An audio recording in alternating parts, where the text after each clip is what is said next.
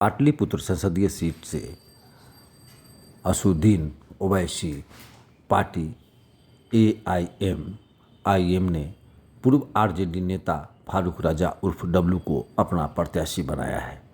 यहाँ से लालू यादव की बड़ी बेटी मीसा भारती आरजेडी से और बीजेपी से रामकृपाल यादव। क्या मुद्दा रहेगी आपकी? मुद्दा बस यही है, जल जमाव मुद्दा है, रोड का जाम मुद्दा है, बेहतरीन कोई कॉलेज नहीं है, उस कॉलेज के लिए मेरा मुद्दा ये है कि विकास हो, ईमानदारी से विकास का काम हो। यही मुद्दा हम लेकर करके पब्लिक के बीच में। क्या रणनीति बनाए? रणनीति बनाए हैं, सारे लोग हमारे साथ हैं, रणनीतिकार मेरे सब जनता है, सब मिलजुल करके हमको जिताएंगे। क्या लगता है कि कहीं लालू यादव को वोट में एब्सेंट करेंगे? लालू यादव नहीं, हमारा वोट सब काट सकता है। आप देख लीजिएगा, वोट तो इतना वोट आएगा, विजय हम करेंगे, जीत हमारी होगी। अपना परिचय बता। मोहम्मद फारूक रजा उर्फ डब्लू, पाटलिपुत्रा ही मेरा अपना कर्म धर्म सब है। यहाँ के रहने वाले हम हैं, यहीं पे हम लोग जन्मे, यहीं पे सब काम करते हैं, सोशल एक्टिविटी में हम। पाटलिपुत्रा लोकसभा से फारूक भाई को टिकट दिए। देखिए, बिहार की भारत की सबसे पुरानी प्राचीन जो सिटी है उसका नाम पाटलिपुत्रा है, और पाटलिपुत्रा ने एक युवा को मौका दिया है। बैरिस्टर असदुद्दीन ओवैसी साहब ने, अकबर ओवैसी साहब ने, अख्तरुल इमान साहब ने यहाँ का बेटा, यहाँ के लाल को मौका दिया है। हम पाटलिपुत्रा की आवाम से बोलना चाहता हूँ कि मुद्दमाना गुजारिश है, अपील है आपसे कि अपने बेटा, अपने माटी के लाल को दीजिए। इनके 7 पुश्त इसी पाटलिपुत्रा में रहे हैं और इसी पाटलिपुत्रा की मिट्टी के से यही के कब्रिस्तान में पता होगा। कोई गोपालगंज से कोई नहीं आया है या गोरिया कोठी से कोई नहीं आया है, यहीं का बेटा है, यहीं का लाल है। मौका दीजिए, क्योंकि 10 साल आपने देख लिया रामकृपाल जी और मीसा भारती मोहतरमा की लड़ाई में पाटलिपुत्रा का विकास तो नहीं हुआ। एम्स जैसा इतना बड़ा प्रीमियर इंस्टीट्यूशन, उसके सामने पानी जमा रहे। एम्स में वो सुविधा जो लानी चाहिए, 10 साल भाजपा की सरकार केंद्र में रही। एम्स को जिस तरीके से विकसित करना था, जिस तरीके से बढ़ाना था, वो नहीं करा पाए। आप बतलाइए कि किस पर हम भरोसा करें।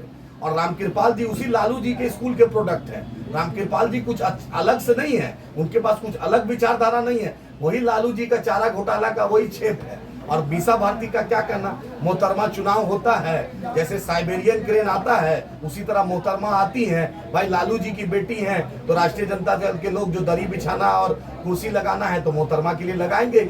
लेकिन पूछिए जाके रितलाल यादव जी से, पूछिए भाई वीरेंद्र साहब से, पूछिए दूसरे लोगों से कि दिल पर पत्थर रखकर किस तरीके से मोहतरमा को झेल रहे हैं। यहाँ के लोकल MLA से पूछिए, बतलाइए जो मोहतरमा खुद राज्यसभा में है उनको क्या जरूरत है उनको फिर से लोकसभा लड़ना। क्योंकि हाँ, लालू जी के पास टिकट की मालिक है, लालू जी किसी को भी टिकट दे सकते हैं, क्योंकि लालू जी जानते हैं कि बाल बच्चा का सेटलमेंट मुझे ही करना है। क्योंकि दोनों बेटा की शैक्षणिक योग्यता जानते हैं, एक 9वीं फेल है, एक 12वीं में अटक गए। जिसका पिताजी माताजी दोनों चीफ मिनिस्टर हो और उसका बेटा एक्सीलेंस नहीं कर पाए, ये बहुत बिहार के लिए दुर्भाग्य बात है। सलाउद्दीन की पत्नी को भी टिकट नहीं हुआ, उनकी लाश को देखने नहीं गया। जिस दिन दुनिया से वो गए, उनकी लाश को देखने नहीं गया, उनकी बेवा का आंसू पोंछने नहीं गया, उनके बेटा यतीम बेटे के सिर पर हाथ रखने नहीं गया। वो आपका नहीं हो सकता है भाई। आप हाथ जोड़कर बोल रहे हैं, ये लालू परिवार को सिर्फ अपना चिंता है, सिर्फ अपना चिंता है। और भाजपा में नरेंद्र मोदी का तो जानते ही है, झोला उठा के चल देंगे। तो उस झोला में क्या रहेगा? अदानी रहेंगे, अंबानी रहेंगे, आप कहीं नहीं रहिएगा। बिहार कहीं नहीं रहेगा, ना पाटलिपुत्रा रहेगा। एक चीज बताया, जिसने मुसलमानों को गाली दी, जिसने मुसलमानों के खिलाफ नफरत बोला, वाल्मीकि नगर से दीपक यादव कैंडिडेट है। जिसने तबलीगी जमात को गाली दिया, जिसने मुसलमानों के मदरसे को गाली दिया, जिसने मुसलमानों को गाली दिया, अजय निषाद मुजफ्फरपुर से लड़ रहे हैं इसी महागठबंधन से। जिस अखिलेश सिंह जो कांग्रेस के प्रदेश अध्यक्ष हैं, एक वोट अपने जात का नहीं दिला पाते हैं, महागठबंधन से राज्यसभा भी चले गए। उनके हाथ में अपना टिकट था, वो टिकट लेके भी चले गए, वो उनके बेटा को दिला दिए। जिसने CNRC पर खिलाफ बोला, जिसने CNRC का साथ दिया, उनका बेटा, देख लीजिए ऑफिशियल डॉक्यूमेंट्स है। तो मुसलमान लालू जी बोलते हैं जिसकी जितनी हिस्सेदारी उसकी उतनी भागीदारी। तो कहाँ है मुसलमानों की हिस्सेदारी? कहाँ है मोहतरमा हिना साहब को हिस्सेदारी? कहाँ है पप्पू यादव जी की हिस्सेदारी?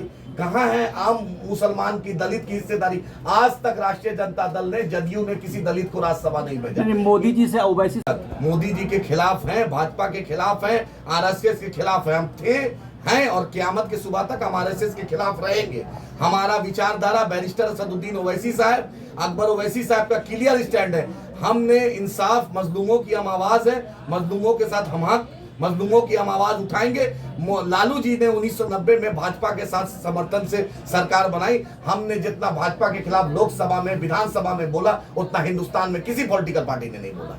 अच्छा, एक बात बताइए, के पास एक भी एमपी नहीं है, एक भी एमपी लोकसभा में नहीं है। हमारे पास 2 एमपी लोकसभा में, हमारे पास 2 एमपी, और सबसे ज्यादा पार्लियामेंट में किसी अपोजिशन एमपी ने आवाज उठाई, उसका नाम बैरिस्टर असदुद्दीन ओवैसी साहब, इम्तियाज जलील साहब। उसमें मुसलमानों के मुद्दे थे, दलितों के मुद्दे थे, पिछड़ों के मुद्दे थे, अगड़ों के मुद्दे थे, स्टूडेंट का मुद्दा था, महिला का मुद्दा था, किसान का मुद्दा था, स्मार्ट सिटी का मुद्दा था, पानी का मुद्दा था, रोड का मुद्दा था, हाउसिंग का मुद्दा था, भारत के जन जन कण कण का मुद्दा था। बतला दे राष्ट्रीय जनता दल के लोग कि राज्यसभा में मीसा भारती ने कितने लोगों का आवाज उठाया, बतला दे मोहतरमा ने कितने आवाज उठाया। हम तो आपसे खुला चैलेंज कर रहे हैं। और लालू जी बतलाएं कि आखिर क्या इनके दिल में है कि दोनों बेटा इनका मंत्री बनेगा। पहले दोनों साले साहब इनके एमपी बनते थे, अब दोनों बेटी भी एमपी बनेगी। तो आखिर बिहार का युवा, बिहार का मुसलमान, दलित, पिछड़ा, अगड़ा कहाँ जाएगा? माई समीकरण की बात करते भाई हैं। फोटो 2020 में हटा दिया था।